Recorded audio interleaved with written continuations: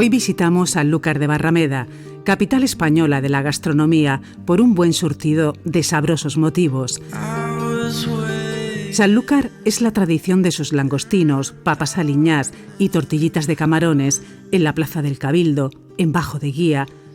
Son sus guisos marineros junto a la lonja de Bonanza y los platos marismeños de la Algaida. Pero también es Navazo, los productos ecológicos y gourmet de su huerta salada. Una cocina que equilibra historia e innovación. Nos la comemos a bocados, con los ojos, en tabernas familiares, casonas históricas y bodegas de Manzanilla, su vino con denominación de origen. Entre un patrimonio artístico envidiable y el marco que forman las salinas, el estuario del Guadalquivir y la naturaleza de Doñana, Sanlúcar de Barrameda es un destino para saborear.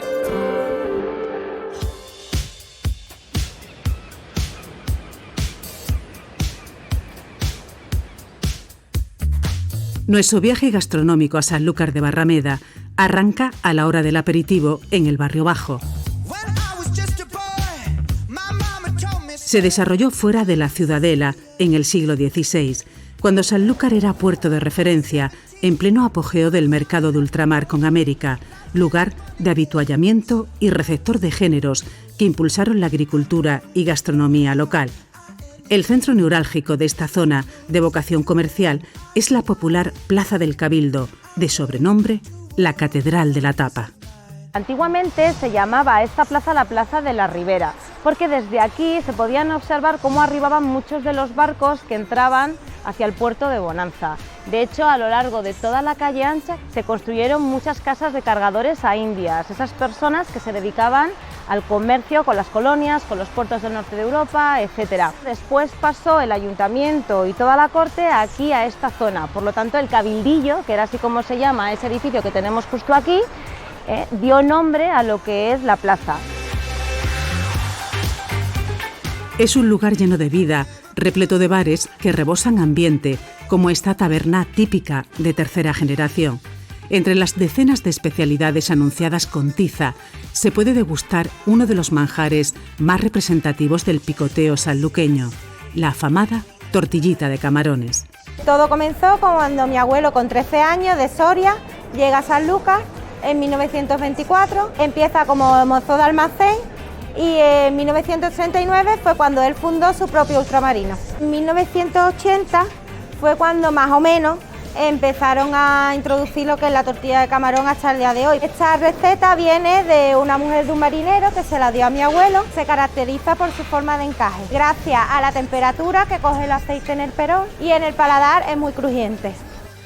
Su origen se remonta siglos atrás, ligado a la tradición de la fritura gaditana y a la influencia de la farinata, una elaboración propia de la colonia genovesa que habitó la bahía.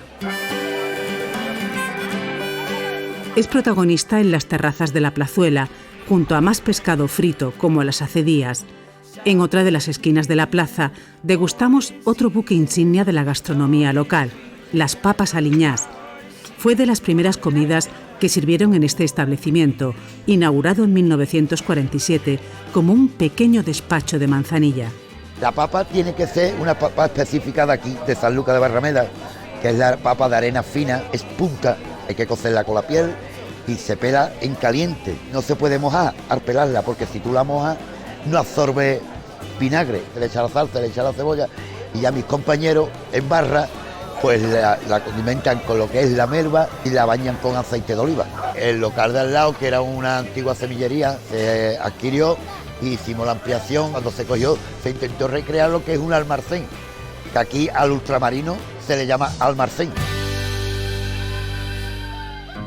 Ascendiendo por la calle Bretones, donde antaño se asentaron mercaderes ingleses, llegamos al Mercado de Abastos, un edificio del siglo XVIII, reformado con posterioridad. En sus puestos se exponen lo mejor de la huerta y el mar, pescados y mariscos frescos que abanderan la capitalidad gastronómica. En su cubierta, 2 esculturas de sirenas vigilan las covachas. Fueron las tiendas de la Vieja Lonja, aquella que vio partir, hace 500 años, las naves capitaneadas por Magallanes y Elcano. Es un valioso ejemplo de arquitectura civil gótica. Acondicionado recientemente, es un nuevo espacio dedicado a la manzanilla para seguir difundiendo al mundo sus características y cualidades únicas. El segundo duque de Medina Sidonia, don Enrique Pérez de Guzmán, pues manda a construir esa fachada monumental con unos dragones terminados en serpiente. La intención principal fue de hacer realmente una segunda entrada al palacio. Cuando se han hecho las excavaciones hemos encontrado como una especie de escalera que no llevan a ninguna parte, ¿no? O sea que se quedó inacabado. Entonces se dio esa utilidad. En las vitrinas vais a encontrar muchos enseres, algunos que os llamarán más la atención, como pueden ser, por ejemplo, pues esas botas de Pisa y curiosos utensilios de laboratorio, donde también podemos ver que sí se analizaba el vino, ya en otra época. En los paneles explicativos destaca la información sobre los oficios y costumbres en torno a la viticultura. Figuras curiosas como el arrumbador o el trasegador, algunas ya desaparecidas y otras aún en vigor. Al final de la Cuesta de Belén, nada más pisar el barrio alto, se halla el Palacio de Orleans-Borbón, hoy sede del Ayuntamiento, de corte histórico y aire neomudéjar. Fue construido como residencia de vacaciones de los duques de Montpensier. Es símbolo de una etapa esplendorosa de finales del XIX a principios del XX, en la que Sanlúcar fue ciudad del veraneo por excelencia. Justo enfrente está uno de los exponentes de la cocina sanluqueña más vanguardista, ubicada en un inmueble que en el siglo XV fue la casa del corregidor y comprendía la manzana entera. La entrada al gastrobar corresponde con el antiguo establo y el patio, en el pasado empedrado, daba acceso mediante arcos a las caballerizas que hoy ocupan los salones. El 80% es un producto local, pero nosotros queremos darle una vuelta de tuerca. Por ejemplo, los guisantes de Navazo. Son unos cultivos que están muy cercanos al mar y la planta, para luchar con esa salubridad, lo que hace es que genera más azúcar. Son verduras que son dulces. Utilizamos anguila, que en este caso es ahumada, y salteamos con un vino que no puede ser más sanluqueño que el amontillado. El garrafón lo cocinamos dentro de un jugo de galera para aumentar esa potencia a mar. Y terminamos con un carpaccio de langostino, que prácticamente está crudo y se cocina dentro del plato. El cuchareo prima en el barrio alto. La calle Caballeros lleva directo al corazón de este entramado, en el que radicaba inicialmente el núcleo administrativo de la ciudad, donde se instaló Guzmán el Bueno para asentar el señorío de Sanlúcar. Y aquí regresó, después de 3 largos y duros años, la expedición que completó la primera circunnavegación de la historia, un capítulo de ese pasado glorioso que explica el rico patrimonio artístico que encuentra a cada paso el visitante. En la Plaza de la Paz se concentran varios de los monumentos más interesantes de la Edad Media sanluqueña, como por ejemplo la parroquia de la O, en estilo mudéjar. Su fachada es un gran ejemplo de lo que antiguamente se llamaba el horror vacui o el miedo al vacío, ¿no? Por eso la vemos tan sumamente decorada. Justo al lado nos encontramos con el Palacio de los Duques de Medina Sidonia, que se supone que está construido en el antiguo Ribat. Dentro de él nos encontramos con el Archivo de Indias, uno de los archivos más importantes con respecto al descubrimiento de las Indias o, bueno, de América. Merece la pena apuntarse a una visita guiada para admirar sus jardines renacentistas y estancias decoradas con mobiliario barroco y una colección pictórica de artistas europeos.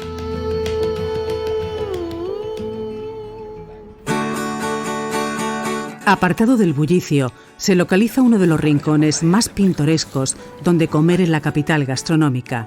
Una de esas barras castizas en las que el viajero puede palpar la Sanlúcar más pura entre parroquianos. En sus orígenes, allá por los años 60, fue la herrería de Paco Enríquez, que entre arreglo y arreglo dispensaba el mosto que él mismo criaba. Este edificio fue una antigua destilería.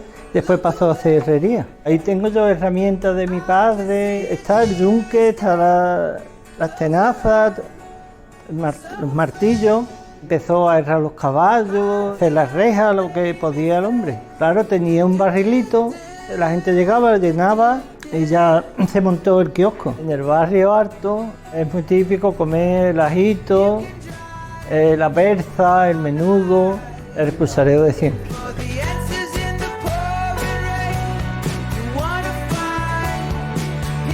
En la parte más alta está el Castillo de Santiago, edificado a finales del siglo XV, por el segundo duque de Medina Sidonia, al borde de la barranca que divide el municipio en dos alturas.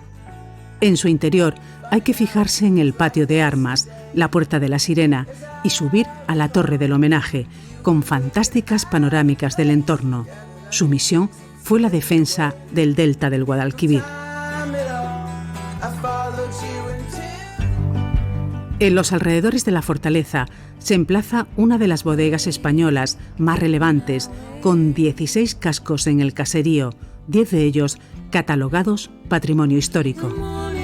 La visita a una de estas singulares construcciones y conocer los secretos de la manzanilla es un plan esencial en una ruta gastronómica. Lo primero que hay que saber es qué define la tierra albariza de las viñas, donde crece la uva palomino. Característico de aquí pues es ese color blanco, porque hace 23 millones de años todo esto era mar, que lo que hace es que refleja la luz del sol, por eso permite a las uvas madurar cómodamente, y al mismo tiempo es una tierra que conserva mucho la humedad dentro, ¿no? Recorremos las instalaciones de una de las principales productoras internacionales de manzanilla, la que comenzó a embotellarla a principios del 19. Un paseo entre botas que permite al enoturista desentrañar las claves del sistema de soleras y criaderas y de la arquitectura enológica que adquiere su culmen en las llamadas catedrales.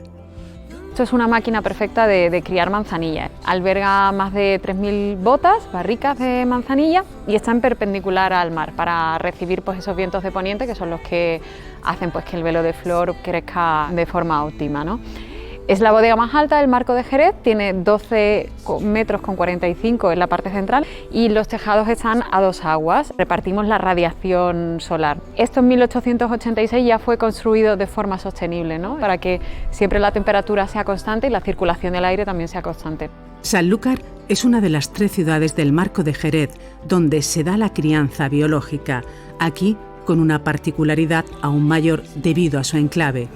Por eso la manzanilla es un producto genuino, con denominación de origen propia. En una cata, en el Salón del Bicentenario, se pueden apreciar sus variedades.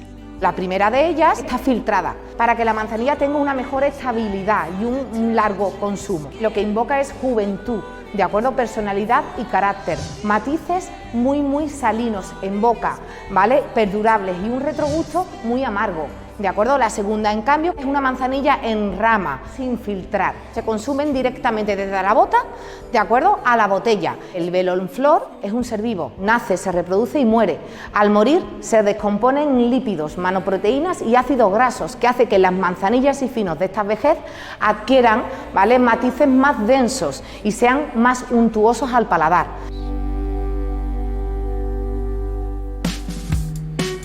Las bodegas también se reparten por el barrio bajo. En esta de la calle Banda Playa, a donde hacía siglos llegaba el arenal costero, tenemos oportunidad de continuar saboreando ingredientes de proximidad y la cara más innovadora de la capital gastronómica. El restaurante se encuentra ubicado entre 2 cascos bodegueros centenarios de la familia Hidalgo. En la decoración hemos utilizado elementos directamente de las botas, como son las duelas para hacer, por ejemplo, las lámparas. Es una cocina fusión, lo que hacemos es utilizar un producto tradicional y después le damos toques diferentes. Trabajamos las verduras de los navazos, nos centramos sobre todo en el tema de las brasas, tanto pescados como carnes, y en los arroces, tanto melosos como secos. Antes de irnos, nos asomamos a la bodega contigua para ver estas botas avaladas por 8 generaciones. Datan del siglo XVIII, así que es una de las empresas vinateras familiares más antiguas de España. A 5 minutos andando, en la calle Bolsa, nos tomamos un descanso en uno de los variados alojamientos de la localidad que guarda relación con el legado bodeguero. En la rehabilitación de la edificación se ha apostado por la estética autóctona. Esta casa, allá por el siglo XVII, debió de ser una antigua bodega, porque cuando se ha hecho todo el proceso de restauración, toda la estructura son arcos como las bodegas de la zona. Lo que pasa que luego se reconvirtió en vivienda. Nosotros hemos intentado mantener todo lo que hemos podido de lo que había antiguo de la casa. Las 2 puertas son originales, las mesas están hechas con hidráulicos originales de la casa, los tapaluces. Hemos intentado mantener la esencia de la casa que era. En nuestra escapada gastroturística también hay hueco para los dulces. Nos pasamos por una de las firmas más emblemáticas, un negocio familiar experto en recuperar y mantener tradiciones, y nos llevamos una caja edición especial con motivo de la capitalidad, un sabroso souvenir comestible. Los primeros productos que se elaboraban era confitería fina, como se le suele decir.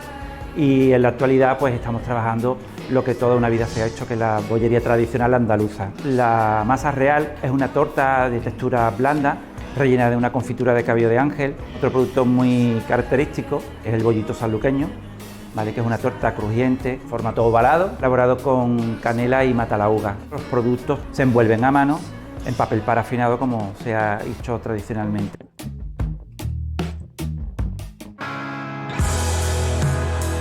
Nos encaminamos a Bajo de Guía, barrio de pescadores por antonomasia, que se ha transformado en un referente gastronómico de Andalucía. Aquí se encuentra la Legua Cero, que conmemora y marca el punto de salida de la travesía de Magallanes-Elcano. Reciben al viajero los vistosos azulejos modernistas de la fábrica de hielo que surtió de nieve para conservar los alimentos cuando estuvo aquí el puerto pesquero. Actualmente es un centro de visitantes. Es un lugar que se ha reservado para poder conocer mejor la historia de Sanlúcar de Barrameda y también lo que es el entorno de Doñana. Es muy bonito también ver este barrio porque nos recuerda un poco cómo se construyó en el principio, ¿no? Calles estrechas, casas muy unidas, muy familiar. De hecho, muchos de los marineros todavía a día de hoy conservan sus pequeñas embarcaciones, van a pescar a lo que es la orilla del río. Aquí está la ermita de la Virgen del Carmen, que es la Virgen que protege a los marineros. La calle Pórtico Bajo de Guía es sitio de peregrinación porque es el templo del langostino, santo y seña de la gastronomía sanluqueña. Es el orgullo de restaurantes como este, una auténtica institución. Aprendemos que se distingue por varias cosas: el azul en su cola, rayas apenas marcadas y bigotes largos. Esta casa nació en 1951 para atender a los marineros y fue ampliándose. Justamente donde estamos ahora fue la primera sala que tuvimos nosotros y eran unos cuartos de redes, unas naves que había cuando los barcos venían a vender aquí, que vendían en la playa, los marineros vendían y el importe que ellos cobraban de haber vendido el pescado iban al tabernero, que era mi abuelo, y es el que hacía el reparto, se llamaba el Safo. Como eso dejó de hacerse a partir del año 70, ya se fueron los barcos a vender al puerto pesquero de Bonanza. Mi padre empezó con la cocina. Tenemos unos productos que son tan exclusivos nuestros, el pescado, el marisco, y como lo tenemos tan de aquí, pues sobre eso nos hemos basado siempre. Sabor a Sanlúcar, sabor a la desembocadura del Guadalquivir. La guinda son las vistas al mar, con 800 metros de longitud. Es una de las playas más reducidas de Sanlúcar, pero con mayor personalidad, con sus estampas de fondo de Doñana y los bellos atardeceres que regala.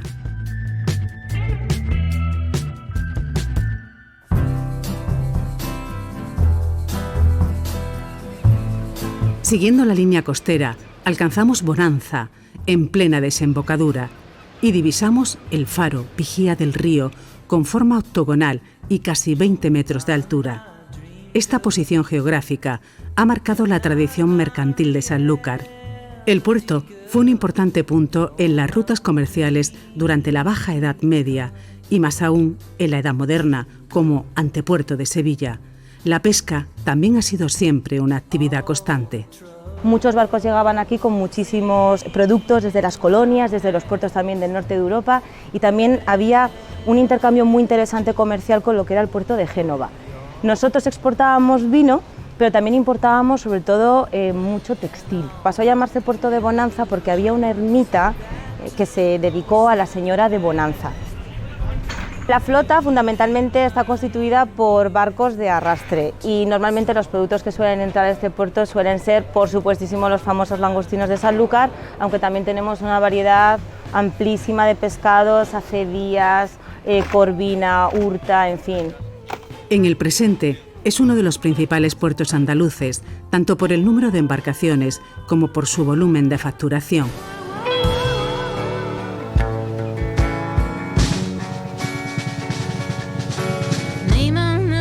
Este núcleo poblacional, a varios kilómetros del centro, es territorio de guisos y calderos. Con el muelle a escasos metros, se puede decir que son viandas literalmente de kilómetro cero. Es la despensa natural de este establecimiento, fundado en 1947 y a cargo ya de su tercera generación. En ese tiempo existía una clientela de campesinos, marinería, se estilaba mucho el tema de la fía, incluso existía trueque, poco a poco se fue evolucionando, tenemos una variedad de guisos marineros, tenemos fideo con marisco, el garbanzo con langostino, unas cazuelas de rape que hacemos en salsa verde. Nosotros debemos parte de la cocina al mar y a la tripulación. El choco que nosotros hacemos aquí se hacían en las cocinas de los barcos. Lo que lleva es un buen refrito de cebolla, perejil, ajo, pimentón. Se muele con ñora y con pan frito. Y después hacemos echarle un choco que está previamente cocido.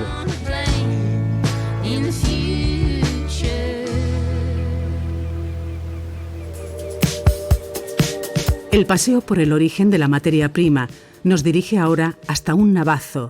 Sanlúcar presume de huerta y, en particular, de este modelo de cultivo casi exclusivo a pocos metros de la playa. Esta práctica casi extinguida ha sido recuperada por un hijo de navacero. Aplica su experiencia como diseñador de producto en un proyecto agrícola sostenible.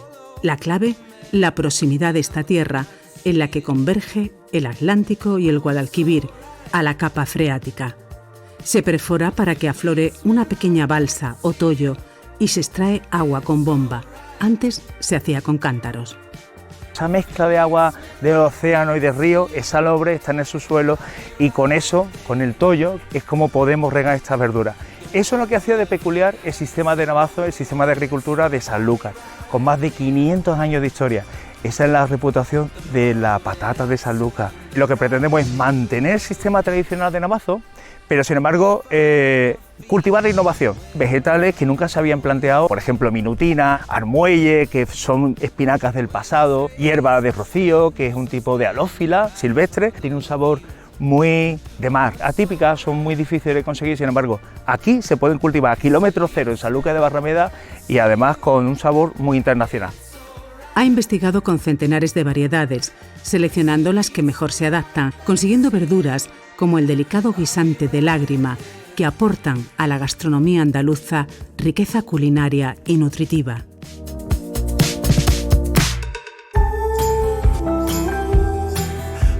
Los navazos se extendían por la franja litoral sanluqueña y ya por último se relegaron a la zona de la Algaida. En un terreno que se empleó para ese uso, se abrió este negocio hacia 1960. Aquí descubrimos una de las joyas gastronómicas más desconocidas de la localidad, la cocina de marisma, la que se practica con productos de los esteros y terrenos limítrofes al río. Uno de los platos estrella es el pato azulón en salsa o con arroz. Siempre cuando hacemos un guiso ponemos pato y pata, para que se remojen lo que son los sabores de uno y de otro. Lleva un sofrito de aceite, ajo y cebolla. Cuando está dorado, lo trituramos en la salsa que se obtiene del sofrito, echamos que son las tajadas del pato troceado y limpio, le echamos una hojita de laurel, una poquita de pimienta molida y una poquita de sal. Y ya dejamos sobre 1 hora y media así, que se cocine solito. Un puño de arroz por comensales que vayamos a comer.